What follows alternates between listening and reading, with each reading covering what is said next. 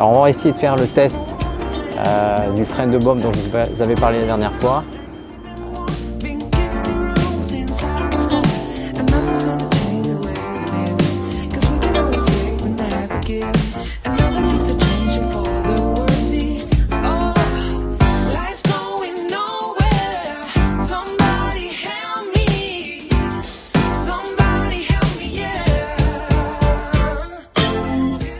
Alors bonjour à tous, alors aujourd'hui je vais vous présenter un produit que je vais installer. Donc ce produit c'est celui-ci. Donc ce produit c'est un frein de baume.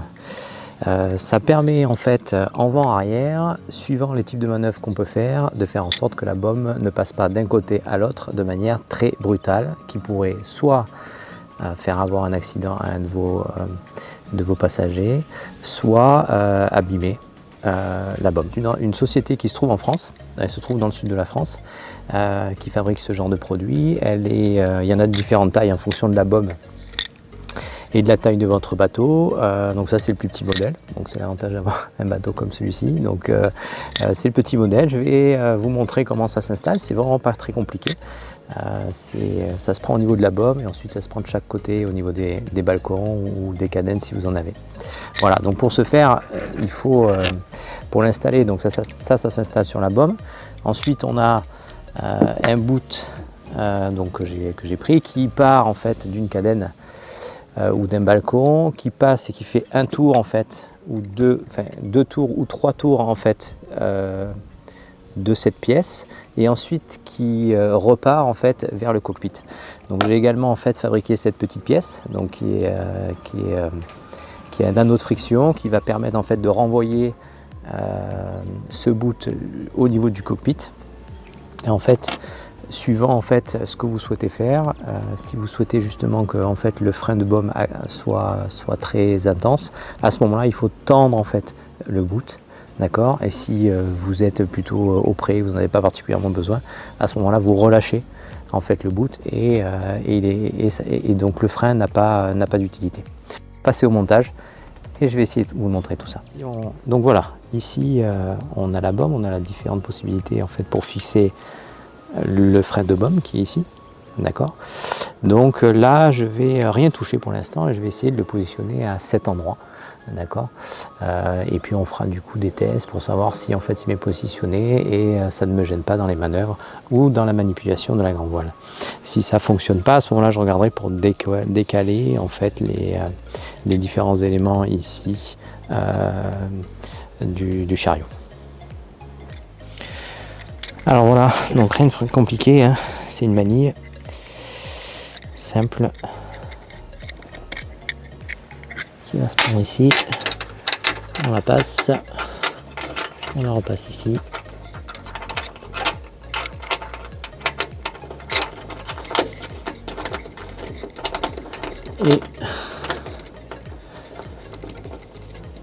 et c'est fixé. Et voilà, maintenant on va fixer le bout. Le montage est fait, comme vous pouvez le voir. Voilà, le frein de baume est bien fixé, il repart là-bas et je vais vous montrer tout ça un petit peu plus en détail. Donc, moi dans mon cas, je l'ai attaché du coup au taquet. Je pense que c'est l'endroit le plus solide au niveau du bateau.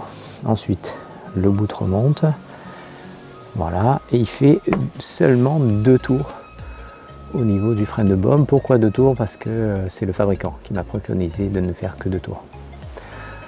Voilà. Hop là. Ensuite le bout repart. Et ce que j'ai fait, c'est que j'ai donc fixé mon anneau de friction à l'autre taquet avec un bouton d'inéma. Ensuite ça repart derrière. Et donc ce que j'ai fait, c'est que je l'ai fait passer par ma poulie de code 0 et là pour l'instant j'ai fait un nœud d'arrêt. Voilà, donc le principe est assez simple. Le principe c'est plus on va tendre le bout et plus la baume sera freinée. Et donc je pense que c'est quand même un très très bon élément de sécurité, surtout dans la situation où là aujourd'hui J'ai des équipages qui sont plutôt en apprentissage, et moi-même d'ailleurs, et ça sera quand même beaucoup plus simple. On part maintenant en mer pour faire les premiers tests du frein de baume. Comme vous pouvez le voir, les conditions météo sont plutôt clémentes aujourd'hui. Très peu de vent, mais ça permettra de faire les premiers tests.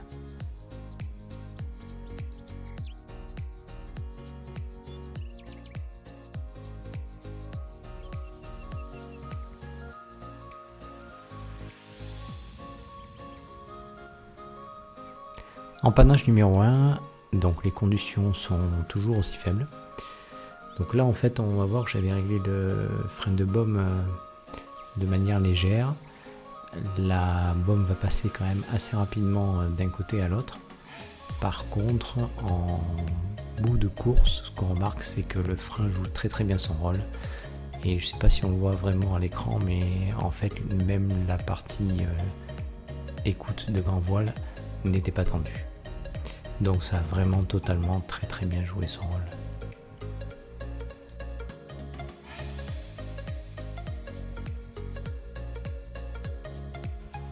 On passe maintenant à l'empannage numéro 2.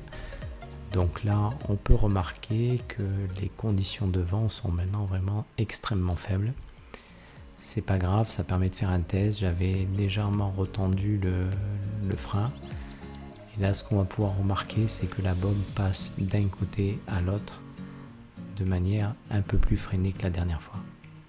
Toujours en bout de course, on remarque que la baume est vraiment freinée pour ne pas du tout jouer sur l'écoute de grand voile, donc sur le chariot.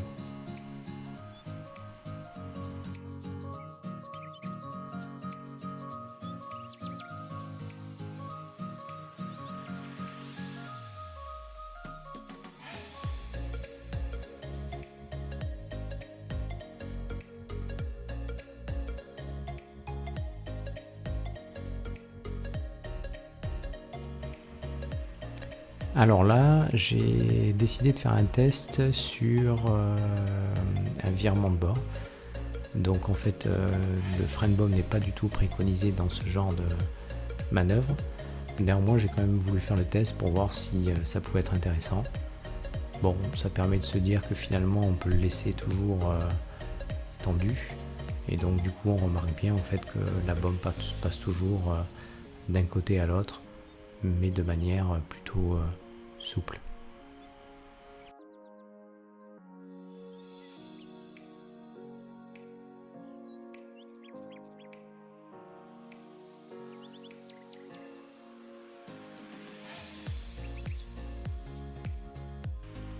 On rentre maintenant au port, c'est la fin des essais du frein de baume. Bah écoutez, les essais sont plutôt concluants, je trouve que c'est vraiment un produit très intéressant. Je l'essaierai du coup dans des conditions un petit peu plus musclées pour voir ce que ça peut donner. Et si j'ai la possibilité lors des prochaines navigations, j'en reparlerai.